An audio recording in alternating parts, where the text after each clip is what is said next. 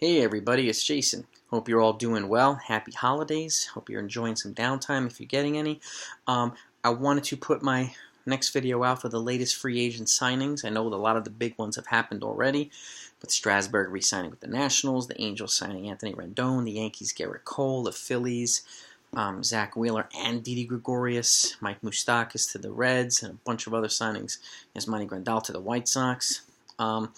But other teams are making incremental moves to get better. And I've said in previous videos as well, it's going to be some of those teams that make incremental, non-sexy moves are really going to be the ones that make substantial improvements. I still believe that. It happens every year. And you never really know who the teams are going to be that do that, but it happens every year to a team or two. So something to keep in mind. Now, before I go over to the whiteboard and go over the most recent signings, if you're new to this channel, please click that like button and please click the subscribe button with the notification next to it.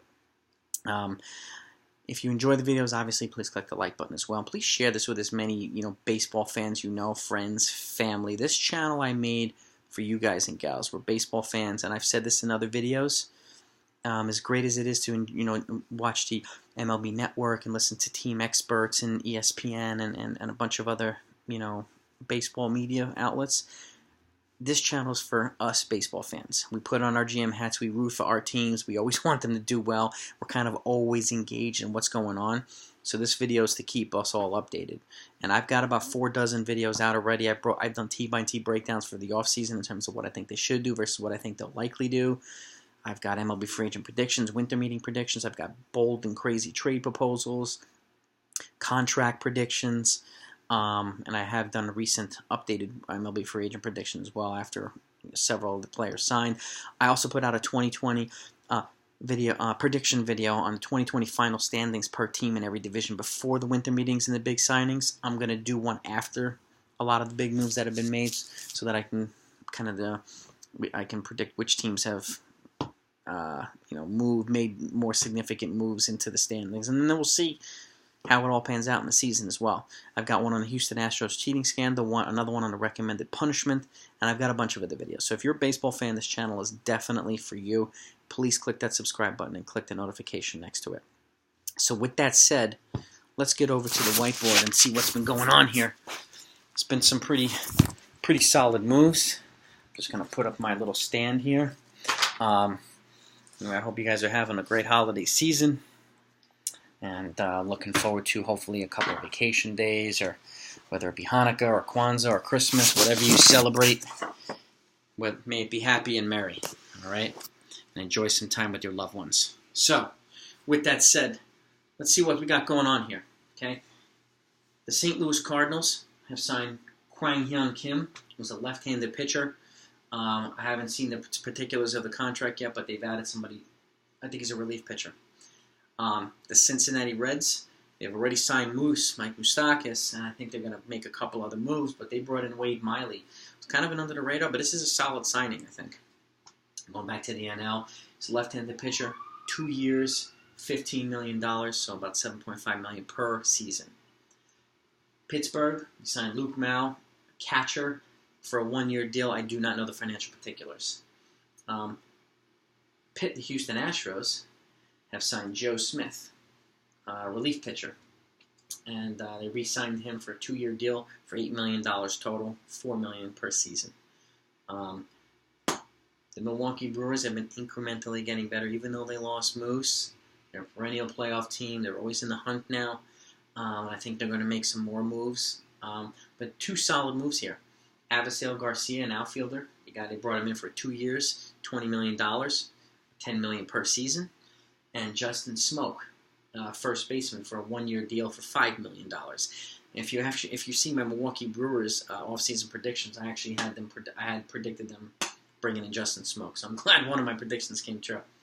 Toronto Blue Jays, Shun Yamaguchi, another international player, a pitcher for a 2-year contract, $6 million. I think he's a relief pitcher. Angels, under the radar move as well. They made their huge splash. They brought in Anthony Rendon. They added a top on-base percentage, slugging, and OPS guy to Mike Trout, who was already all those things, to make an even more scary lineup they've got other guys on that lineup as well that are just as good. And wait till they bring up Joe Adell, their top prospect. Oh, scary lineup. But they needed another stabilizer for that rotation. They've already acquired Dylan Bundy in a trade from the Baltimore Orioles. Now they brought in Julio Teheran, former pitcher. He's only 29 years old. He pitched with the Atlanta Braves. He throws 170, 180 innings per year. They need that stability in the rotation. 1-year deal, $9 million. I think that's going to be one that turned out to be a really good signing.